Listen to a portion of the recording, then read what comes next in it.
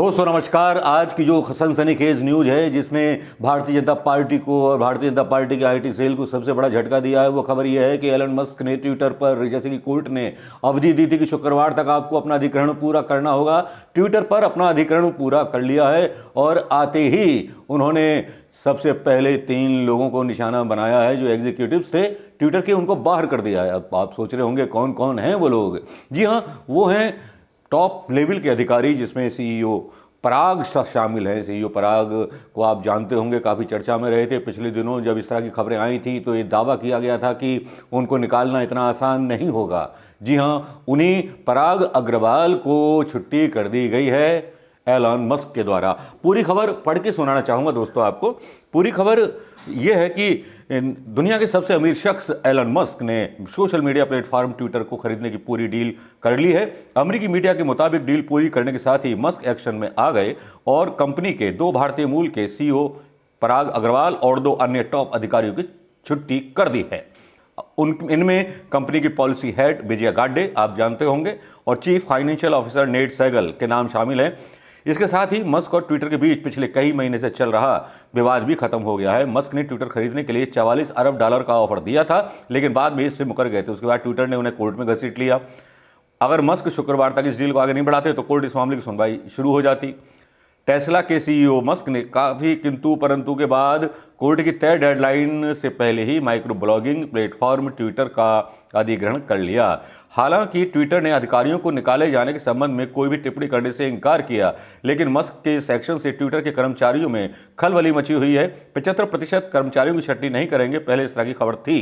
Elon Musk लिखते हैं कि अमेरिकी कोर्ट ने उन्हें शुक्रवार तक ट्विटर के अधिग्रहण पूरा करने की डेडलाइन दी थी। ऐसा न करने पर मस्क को डेलावेयर के एक अदालत में मुकदमे का सामना करने की चेतावनी दी गई थी। अब जिस तरह से ट्विटर में बदलाव आया, क्योंकि जिस तरह से उन्होंने अधिग्रहण पूरा किया, तो सबसे पहले डोनाल्ड ट्रंप का एक ट्वीट आया जिसमें उन्होंने थैंक्स बोला और कहा कि भाई ये जितने स्पैम हैं आपके यहाँ और जितने आलतू फालतू के जो ट्विटर हैंडल्स बनाए गए हैं, ट्रोल्स बनाए गए हैं, इनको आप ख़त्म कीजिए।